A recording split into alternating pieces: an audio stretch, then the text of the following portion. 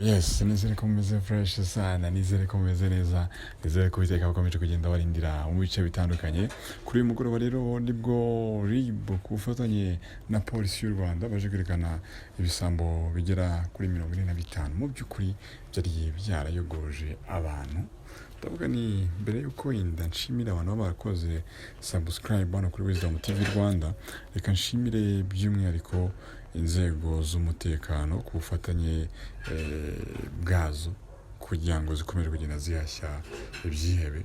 Ubona ko mu Rwanda twashima umutekano rwose umaze kugenda wagera, dore ko niho hantu honyine usanga umuntu yibwa bakamusubiza ibyo yibwe. Ibyo rero tukesha ubuyobozi bwiza n'inzego zimeze neza cyane, ariko kandi nizere ko umunsi wanyu wagenze neza. RIB rero ku bufatanye bwayo na polisi ikaba yerekanye abajura. Mu by'ukuri ni abajura bari barazengereje abantu, bari barayogoje abantu. Urwego rw'ubugenzacyaha RIB, polisi na RURA bakaberekanya agatsiko k'abajura 45. Nyamuneka nibyo duhora twibutsa, nyamuneka abajene dushaka imirimo, twihangira imirimo yose wayikora, ariko kuvuga ngo uzakoresha ibyo kwiba byongera ngo biragoye hano i Nyarugenge. Nicyo gira ngo navuga.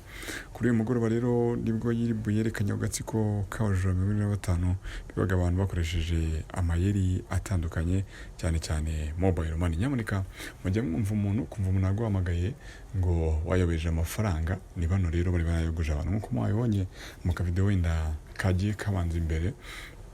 Ubona ko rwose ni ibintu ngira ngo umuntu yashimira izi nzego zacu ku bufatanye bwazo kuba zerekanye rwose bano bajura cyangwa se kano gatsiko. Rero bakoreshaga amwe mu mayeri agiye atandukanye, harimo gukoresha mobile money, aho ubona nk'umuntu aguhamagaye ngo wayobeje amafaranga mu buryo bumwe cyangwa se ubundi, akabasaba ko wenda ari buze kuyamusubiza, nyamara wari wareba message ukabona nayo. Umuvugizi rero wa RIB Dr Murangira Thierry yatangaje ko abo bantu bafashwe mu bihe bitandukanye bari hagati y'imyaka 20 na 35 y'ubukure. Nicyo kintu ubwo nasomaga ino nkuru cyangwa se ubwo narebaga ino nkuru, nicyo kintu cyambabaje, wenda nk'uko mwagiye munayibona muri video yagiye itambuka imbere. Birababaje kubona n'urubyiruko, ni abajene bato, imyaka 35, burya abantu bakiri batoya, kumva rero ko nyine noneho abo bajene batoya gutyo ari bo barimo kwiba, ni ibintu bibabaje cyane. Nyamuneka rubyiruko, turi mu gihugu cyiza, turi mu gihugu cyoroshye gukoreramo, turi mu gihugu cy'umutekano. Nyamuneka twihangira imirimo, dukore amaboko mu mifuka, dukore. Nyamuneka ubujura, dufite inzego ziri tayari, umuntu uzashaka kwiba ntabwo bizamuhira. Rero navuga ngo tubyitwararike rwose, tubyitwararike kabisa. Uyu muyobozi rero yavuze ko abo bajura bari bamaze kwiba abantu arenga 400,000 hagendewe ku batanze ibirego hagati ya Mutarama na Nyakanga 2024. Bibaza mu gihe cy'amezi hafi 7 bamaze kwiba arenga 400,000. N'amafaranga menshi my friend, n'amafaranga menshi cyane. Rero navuga ngo wenda mu by'ukuri dushimire inzego zacu. Ubona ko n'ibintu byari bigiye bimara iminsi, ni ibirego byagiye bitangwa mu bihe bigiye bitandukanye, aho wasangaga nyine abantu bose bari mu rujijo, cyangwa se bose barimo bagenda bibaza bati byagenze gute cyangwa se bimeze gute. Rero wenda icyo navuga cyo ni kimwe, nuko nyamuneka mwitwararike kugira ngo inzego z'umutekano zo ziri hafi, ziri maso, kugira ngo utajya muri ibyo byaha. Miliyoni rero zigera kuri 400 nizo bari bamaze kwiba mu bihe bitandukanye. Kumva ko rero kandi mu birego byagiye bitangwa mu gihe bitandukanye, ko harimo amatelefone, harimo abantu bagiye batuburirwa. Ibyo byose rero bikakwereka ko nyamuneka twitwararike. Birababaje. Kimwe mu bintu birabaje ni ukubona urubyiruko, abajene batoya ari bo biba rwose. Birababaje pe, birababaje cyane. Rero navuga ngo wenda reka nsabe wenda ko dushimire na polisi y'u Rwanda kuba igenda ifata ibi bisambo ku bufatanye bwayo, tubashimire nabo cyane. Ariko banza wibaza iki kintu, banza wibaza ngo uyu muntu ngiye kwiba igihugu cyacu kiri maso, aho biraza kuguhira. Abajura rero bakaba biganjemo abo mu mirenge ya Nyakarenzo na Nkungu yo mu karere ka Rusizi, bakaba barerekanwe rero kuri uyu wa 9 rwose. Abajura 45 kabisa. Abo rero bari bamaze kwiba arenga miliyoni 400 nk'uko urwego rw'ubugenzacyaha RIB rwerekanye abajura 45 bibaga abantu bakoresheje amayeri atandukanye, cyane cyane mobile money nk'uko nagiye mbibabwira. Aba rero bakaba bari bamaze kwiba arenga miliyoni 400 hagendewe ko batanze ibirego guhera kuri Mutarama cyangwa guhera mu kwezi kwa mbere kugeza mu kwa karindwi. Abajura kandi biganjemo abo mu mirenge ya Nyakarenzo na Nkungu yo mu karere ka Rusizi berekanwe kuri uyu wa 9 Nzeri 2024 ku cyicaro gikuru cya RIB. Umuvugizi rero wa RIB Dr. Murangira Bitseri akaba yatangaje ko abo bantu bafashwe mu bihe bitandukanye hari hagati y'imyaka 20 na 35. Icyo kintu nababwira kibabaje cyane kubona n'abajene batoya bagakwiye kuba bakora, ariko abajene bigize insonga rero cyangwa se insongi kugira ngo bibe abantu bakoreshaga amanyanga nko guhamagara umuntu bakamubwira imibare akanda akabyitaho aye akabaragiye. Niyo mpamvu mukwiye kwitwararika, nyamuneka igihe umuntu aguhamagaye utamuzi guhita wikiriza ko hari ibyo ugiye kohereza. Ni ikibazo gikomeye cyane. Bakaba rero barakoraga nk'itsinda bafite n'abagenti b'ibigo by'itumanaho bitandukanye, bagahita babafasha kubikura ayo bibye mu gihe nk'icyo guhumbya. Ubona ko barafatanyaga nk'uko inzego z'umutekano zifatanya kubahiga, nako nabo bafatanyaga kwiba abantu.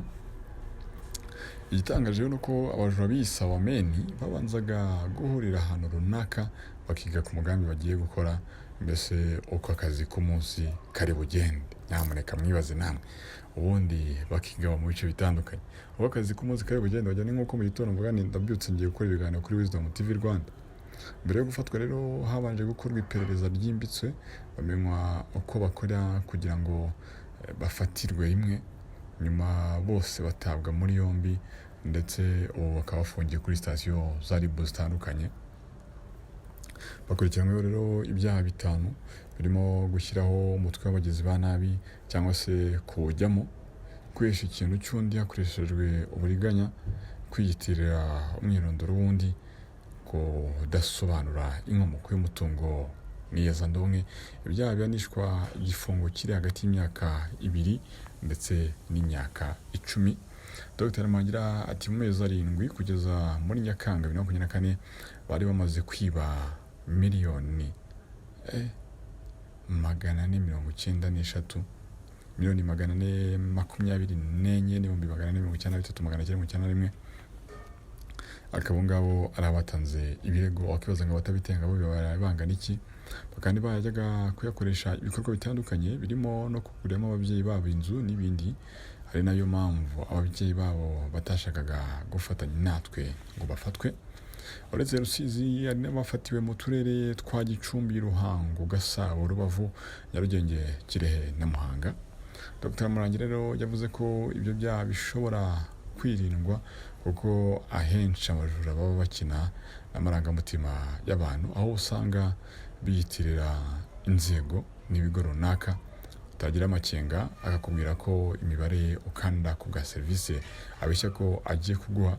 Nyamuneka hari nomero zihamagara abantu biza MTN, biza Tigo, izo ni sosiyete dukoresha.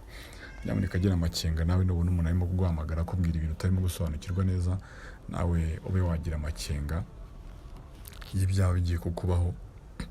Murangira rero ati ari uguhamagara akakubwira ati hano ku ishuri umwana wawe yigaho twakumenyeshaga ko bamugonze, agahita kupa. Undi akaguhamagara ati hano ni kwa muganga, bakaguhamagara mu izina bagusaba amafaranga yo kumwitaho. Kwaguhungabana rero kwawe kutagira amakenga ukaba urayatanze, ukibuka ko washutswe nyuma yo kwibwa. Nyuma yo kwiba rero ugasanga rero wamugana abantu ukwiye kujya bagira amakenga. Umuvugizi wa Polisi y'u Rwanda ACP Boniface Rutikanga yagaragaje ko abo bajura biyitirira inzego zitandukanye, zaba iza leta, iz'abikorera ndetse n'iz'iyobokamana. Uyu muyobozi rero yagaragaje ko nubwo hari abibwe bashutswe, hari n'abagize uruhare mu kwibwa kwabo, atanga ingero nk'uwo biba yumvaga ko ari guha ruswa nk'umuntu ushobora kumuha serivisi agomba ku buntu cyangwa se agombwa ku buntu. Yatanze urugero nko kuri polisi y'igihugu aho abajura bajyaga ahakorewe ibizami byo gutwara ibinyabiziga bakirana uwatsinzwe bakamwizeza ko bazamufasha gukora ikizamini cyihariye. Ibyo bintu rwose bashyira mu bwenge ukumva ntabyo. Icyo gihe bahitaga rero batwara nimero ye bagakora ubutumwa buhimbano bakamumwoherereza bamumenyesha ko azaza gukora ku itariki runaka, nyuma bakamusaba amafaranga y'iyo serivisi ahawe. Uwashutswe akisanga amafaranga yarariwe n'abajura.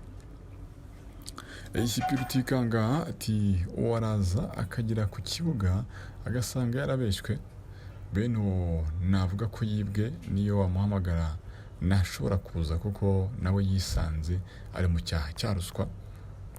Kuva ko rero kenshi hari igihe nyine n'umuntu asanga nawe yaguye mu cyaha cya ruswa, rimwe na rimwe bikaba biri bunagorane ko uri we rwose wabasha kuba wajya kureka. Ngaho nguko rero ibyo nababwira, ukomeze kuba in touch, ukomeze gukurikirana Wisdom TV Rwanda. Amakuru rero umunsi ku munsi, umunota ku munota ugenda ubona update. Ariko mubwire ko mwabajura mwe ribuze kubagora kuko inzego z'umutekano zo ziri tayari rwose. Nicyo kintu nababwira cyangwa se nicyo kintu nabasezeranya. Reka rero njye mbashimire, mugire umugoroba mwiza, Imana ibarinde. Reka dusubire mu biganiro byacu bitaha.